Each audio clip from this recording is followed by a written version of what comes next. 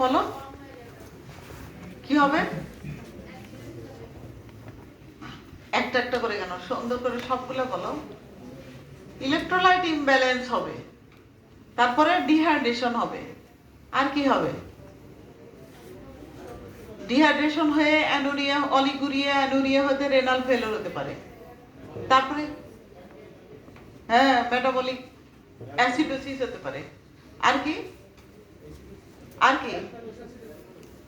আর কি বলো? অ্যালকালোসিসও হতে পারে। হ্যাঁ, তারপরে হ্যাঁ, আবার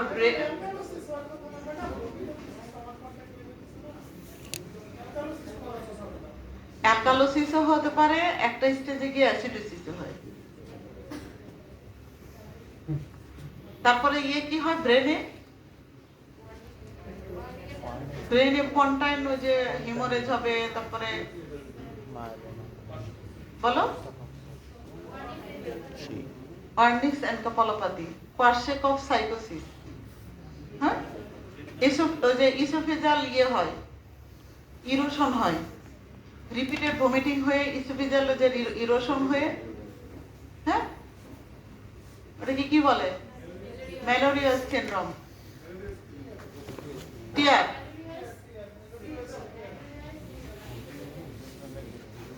তাহলে অনেকগুলো কমপ্লিকেশন, কিন্তু এই কমপ্লিকেশন গুলা শোনো, হাইপারএমেসিস কিন্তু বানাই দেওয়া হয়। এই শোনো, তোমাদের এই কেস কিন্তু থাকে, বানাই দেওয়া হয় কেন? এটা বানানো ইজি। একটা পেশেন্ট শোয়াই দিয়ে তাকে যে এইগুলা ছেঁকে দিলে যে আমার পেটে বাচ্চা, অথবা 2 মাস হলো আমার পেটে বাচ্চা, অনেকবার বমি হচ্ছে, এটা দিয়ে দিল। তার মানে বানানো ইজি না পেশেন্ট?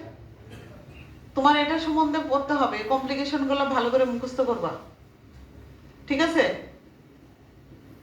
তারপরে হলো ডায়াগনোসিস করবা কি করে? ডায়াগনোসিস তো ক্লিনিক্যালি। ইনভেস্টিগেশন কি করবা? সেরাম আগে ইলেকট্রোলাইটস বললাম। এটা কখন কখন হয়, কাদের কাদের হয়, সেটা আগে জানতে হবে না?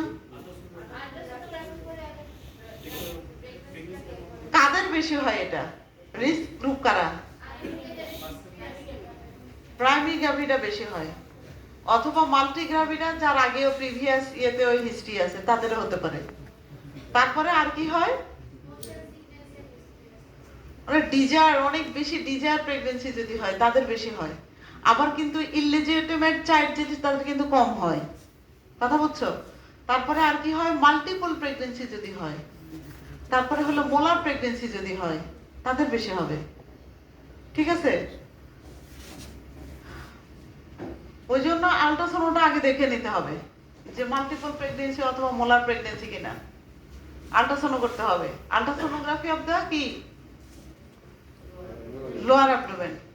Ultrasonography of the lower abdomen করব, করে আমি দেখব যে বাচ্চাটা সিঙ্গেল অথবা ট্রিপল অথবা ডাবল, সেটা দেখতে হবে। মোলার প্রেগন্যান্সির কোনো আছে কিনা সেটা দেখতে হবে। তারপরে হলো এটা দেখলাম, ভায়াবিলিটি দেখবো, বাচ্চাটা ভালো আছে কিনা। হার্টবিট দেখতে হবে না, খালি প্রেগন্যান্সি আছে দেখলেই তো হবে না, তাই না? ভায়াবিলিটিতে দেখতে হবে। তারপরে হলো আর কি ইনভেস্টিগেশন বললা? ইলেকট্রোলাইটস বললা। আরেকটা খুব ইম্পর্টেন্ট, সেটা হলো টিএসএইচ করতে হবে। টিএসএইচ করতে হবে। তারপরে আর কি? ইউরিনটা করতে হবে। ইউটিআই থাকলেও কিন্তু ভমিটিং বেড়ে যায়। এমনিতে তার প্রেগন্যান্সি রিলেটেড, তার সাথে ইউটিআই কিন্তু ভমিটিং হয়। ইউরিনারি সিএস করতে হবে। তারপর রুটিন ইনভেস্টিগেশন যদি করা না থাকে সেগুলো করতে হবে। ঠিক আছে? রুটিন যেগুলো প্রেগন্যান্সিতে রুটিন কি কি করতে হয় সবগুলা করতে হবে। তারপর এই পেশেন্টের হাইপার এমএসিস যদি হয়, অবশ্যই পেশেন্টকে হসপিটালাইজড করে ট্রিটমেন্ট দিতে হবে। নর্মাল সিম্পল এমএসিসে হসপিটালাইজ লাগে না, but hyper emesis patient must be treated under hospitalisation. Hospitalisation কেন করতে হবে? ট্রিটমেন্ট কি তাহলে? ট্রিটমেন্ট কি বলো? নাহিয়ান বলো দেখি, হাইপার এমএসিস এর ট্রিটমেন্ট কি? হচ্ছে আর্জেন্ট হসপিটালাইজেশন করবো, দেন হচ্ছে পেশেন্টকে নাথিং ফর মাউথ রাখবো, দেন হচ্ছে আইভি চ্যানেল ওপেন করে হচ্ছে ম্যাম ফ্লুইড দিব, হচ্ছে ডিএনএস আর হচ্ছে ম্যাম 9% সোডিয়াম ক্লোরাইড, 3 ম্যাম দিব 1 লিটার 1 লিটার 1 লিটার। কত percent sodium chloride? 0.9%। Sodium chloride আমরা দিই না এখানে। আর ফ্লুইড কতটুকু দিবা? 3 লিটার। বাট যদি এক্সেসিভ ভমিটিং হয় তখন তুমি 3 লিটারেই থাকবা। না মূলত পেশেন্টের পালস স্ট্যাটাস কি বিপি কি না ওই অনুযায়ী দিবেন। হ্যাঁ, ফ্লুইডটা তোমার ইয়ে করতে হবে, মানে ক্যালকুলেট করতে হবে এভাবে। ক্লিনিক্যাল ডিহাইড্রেশন 3 লিটার ফ্লুইড দিলে কারেকশন হয়ে যায় ইউজুয়ালি, কিন্তু তারপরে যদি ভমিটিং পারসিস্টেন্ট থাকে তাহলে এক্সট্রা অ্যামাউন্ট অফ ফ্লুইড সেটা দিতে হবে ডিএ, ভমিটাস অথবা আউটপুট যেটা হচ্ছে ভমিটাস ইউরিন, এটার অ্যামাউন্ট হিসাবে যেটা ইয়ে হইলো আউটপুট হইলো সেটার পরিমাণে তোমার ইয়ে দিতে হবে, ডিএ দিতে হবে 5% ডিএ, আর 50% ডিএ 50% ডিএনএস। টোটাল 3 লিটারের মধ্যে 50% ডিএ 50% ডিএনএস।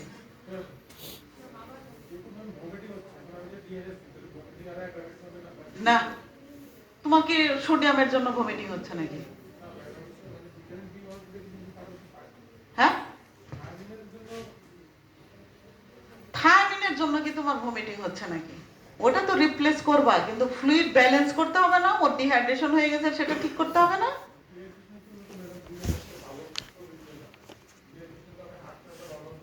কে বলছে তোমাকে?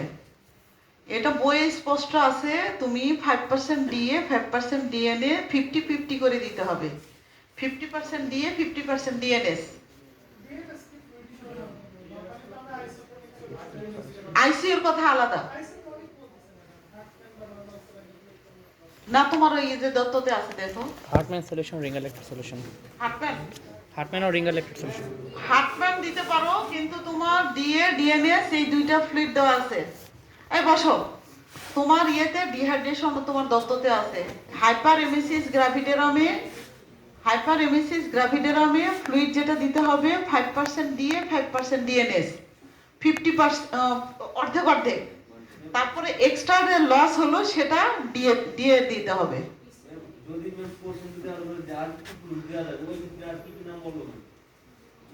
হার্টম্যান বলতে পারো না, কলেরা স্যালাইন কেন? তোমার কোন ফ্লুইড লস হয়েছে সেই ফ্লুইড কন্টেন্ট, ইলেকট্রোলাইট লস হয়েছে সেই ইলেকট্রোলাইট কন্টেনিং ফ্লুইড দিতে হবে। এই শোনো, তোমার শুধু ইলেকট্রোলাইট সমস্যা না, ওকে যে এনপিও রাখছে ওর ইয়ে করতে হবে না? কার্বোহাইড্রেট দিতে হবে না? এনার্জি দিতে হবে না? ওই জন্য ডিএনএস। কথা বুঝছো? 50% ডিএ 50% ডিএনএস দিয়ে, হ্যাঁ 3 লিটারের মধ্যে। হ্যাঁ, তারপরে এক্সট্রা যেটা লস হইলো সেটা আবার ডিএ দিয়ে রিপ্লেস করবা। এবং তোমার ওই যে যদি ইয়ে কম দাও তাহলে কিটোসিস ডেভেলপ করবে। যদি কার্বোহাইড্রেট কম দাও, ওই যে ফ্যাট তখন লাইসিস হবে, ফ্যাট লাইসিস হয়ে তখন হলো ফ্যাটি অ্যাসিড, যে কিটোসিস যেটা হয় সেটা ডেভেলপ করবে। ওই জন্য তোমার ইয়ে দিতে হবে, কার্বোহাইড্রেটটা দিতে হবে। ইভেন ওই যে বলে যে তোমার হলো ইয়ে 20 গ্রাম মনে হয় গ্লুকোজ থাকে, তাই না? 20 গ্রাম 1 লিটারে 20 গ্রাম না কত থাকে? 5% 50। না না, আমি বলছি তোমাকে 20 গ্রাম গ্লুকোজ থাকে না 1 লিটার ডিএ অথবা ডিএনএস। হ্যাঁ, সেটাই তো বলতেছি। তাহলে একটা পেশেন্টের হলো টোটাল 24 আওয়ার্সের কার্বোহাইড্রেট কতটুকু লাগে সেটা তোমার দিতে হবে। তো কার্বোহাইড্রেট না দিলে কি হবে? হাইপারএমিসিস আরো আনকন্ট্রোল হয়ে যাবে। কার্বোহাইড্রেট দিতে হবে। কার্বোহাইড্রেট না দিলে তোমার বডি যে ফ্যাটটা আছে সেটা লাইসিস হবে। ফ্যাট লাইসিস হলে কি হবে? ফ্যাট ভেঙে যদি তোমার এনার্জি ইয়ে করতে হয় তখন কি হয়? কেটোসিস ডেভেলপ করবে না? সেই জন্য তোমার কার্বোহাইড্রেট দিতে হবে। কথা বুঝছো? এই জন্য বলা হয়েছে যে ডিএনএ হার্টম্যান না, হার্টম্যান অথবা তুমি করো যে সোডিয়াম, যদি ওই যে সোডিয়ামের যে সলিউশন যেটা ওই যে 3%, 0.9% সোডিয়াম ক্লোরাইড যেটা দিবা, সেটা যদি তোমার ওই ইলেকট্রোলাইটস ইমব্যালেন্স আসে, সেই ইলেকট্রোলাইট কন্টেনিং ফ্লুইড আবার তোমার রিপ্লেস করতে হবে। হ্যাঁ, 20 গ্রাম কি? আরে বোঝো নাই কেন? 1 লিটার 5% ডিএনএস এর মধ্যে কত গ্রাম গ্লুকোজ থাকে সেটা বললাম। কত গ্রাম থাকে? 50 গ্রাম। ক্যালকুলেট করো। 50 গ্রাম। 50 গ্রাম। এইটা তোমার দরকার। এই যে কার্বোহাইড্রেট একদম নরমাল মানুষের জন্য 200 গ্রাম কার্বোহাইড্রেট লাগে পার ডে মিনিমাম। ওই যে একটা ইয়েতে বললাম না, এই তোমরা এটা ক্লিয়ার করো। এটা এই ভুল করতেছো কি জন্য? 1 লিটারে যদি 100 তে যদি থাকে 5, একে কত 1000 তাহলে কত? 50 গ্রাম থাকে না? সেটাই তো 50 গ্রাম তাহলে তোমাকে দেওয়া হচ্ছে কি জন্য? ওকে যে এনপিও রাখছো, যে এনপিও রাখছো, ওই জন্য এই ফ্লুইডটা দিচ্ছি আমরা।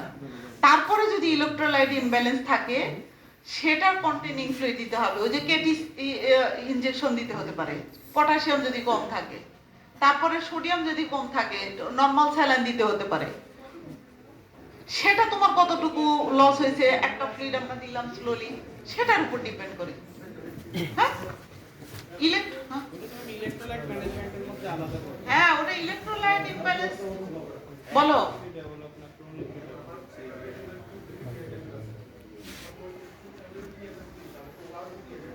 কে বলছে ডিহাইড্রেশন? ডিএনএস দিলে ডিহাইড্রেশন কেন হবে বলো? সোডিয়ামের কাজ কি? সোডিয়ামের কাজ ফ্লুইড রিটার্ন করা। দিয়ে আমি তো তোমাকে শুধু দিয়ে দিতে বলি নাই, দিয়ে ডিএনএস দুটো দিতে হয়, দুইটা ভাগ করে দিতে বললাম না? তুমি এখন মনে করো প্রেসার কম, ওকে আমি শুরু করব ডিএনএস দিয়ে। প্রথমটা দিলাম হলো ডিএনএস, পরেরটা দেব ডিএ।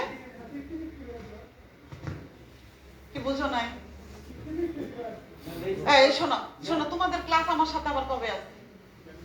আছে আর একদিন আছে মনে হয় না। আমি তোমার ইলেকট্রোলাইট, এই যে হাইপারএমএসিসে যে ইলেকট্রোলাইট ইমব্যালেন্স হচ্ছে, এটার মেকানিজম প্লাস দেখে কোন ফ্লুইড দিতে হয় আবার দেখাবো আমি তোমাদের। আমার গাইনি ক্লাস, গাইনি নাকি অবশ্য গাইনি, কিন্তু এটা 10 মিনিট হলে আমি এটা তোমাদের ক্লিয়ার করে দেব। Okay, ma'am. Thank you so much. Madam আসতে যাইতেন কি বলো? শিলু ম্যাডাম হয়তো কাছে যেত এখন আইলে ভালো। শিলু ম্যাডাম আজকে তো আফর বইয়ে লেখা আছে। কালকে না, অন্য আজকে নাই, কালকে প্রথম দুটো ক্লাস। ভমিটিং যাই হোক, অনেকে দেয় কিন্তু ওইরকম টেরাটোজেনিক যে আছে এটা বলে নাই, ওই জন্য আমরা কনফিউজিং ইয়ে করবো কি জন্য। ঠিক আছে, অ্যান্টিবায়োটিক দিলে অ্যান্টি আলসারেন্ট দিতে হবে না? একটা অ্যান্টি আলসারেন্ট তো দিতে হবে। এবং ওকে হলো দেখা যায় যে ওই বারবার ভমিটিং এর জন্য ওই যে গ্যাস্ট্রিক ইরোশনও হয়। ঠিক আছে, ওই জন্য অ্যান্টি আলসারেন্ট দিতে হবে। আর কি দিতে হবে? ভিটামিন রিপ্লেস করতে হবে। ওই যে থায়ামিন ডেফিসিয়েন্সি হয় না, vitamin B complex, vitamin C, এগুলা রিপ্লেস করতে হবে। তারপরে আর কি? আর কিছু? আয়রন দিব না, ফার্স্ট ট্রাইমেস্টারে আয়রন না, ওর ভমিটিং আরো বেড়ে যাবে। আর কি বলো? ট্রিটমেন্ট ট্রিটমেন্ট আর কি? আর যদি ইউরিয়া থাকে অ্যান্টিবায়োটিক দেব। ইউজুয়ালি এমনি হাইপারএমএসিসে অ্যান্টিবায়োটিক দেওয়া হয় না। ঠিক আছে, কোন ইনফেকশনের ফিচার যদি থাকে তখন। হ্যাঁ, ভিটামিন বি1 বলছি তো, বি কমপ্লেক্স দিতেও পারো, আবার হলো ভিটামিন সিও দিতে পারো। এগুলা রিপ্লেস করতে হবে। আর কি বলো? হ্যাঁ, হাইড্রোকর্টিসন যখন একদম আনকন্ট্রোল, এগুলাতেও কন্ট্রোল হচ্ছে না, তখনও একটা রোল আছে হাইড্রোকর্টিসন। ঠিক আছে, এগুলাতে যদি তোমার ইয়ে হয়ে যায়, কন্ট্রোল হয়ে যায়, তাহলে আর লাগে না। আর কিছু? হাইপারএমএসিস গ্রাভিডেরাম। তাহলে ইলেকট্রোলাইটস ইমব্যালেন্স অথবা ইলেকট্রোলাইটস এর কোনটা ইয়ে হয় ওটা একটু তোমাদের দেখাবো। 10 মিনিটের মনে করো, হ্যাঁ, আজকে যেন আমি ওটা খুঁজে বের করতে পারি। আর কি জানতে চাও বলো? আবার ক্লাস আছে তোমাদের?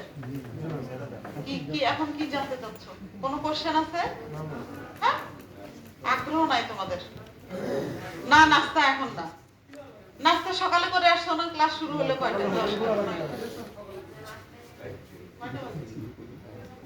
10 মিনিট। এই অ্যাটেন্ডেন্স দিতে হবে নাকি কখন দিবে? হ্যাঁ? আমাদের দরকার শুধু ম্যানেজমেন্ট, এত প্যাচাল পাঠান কি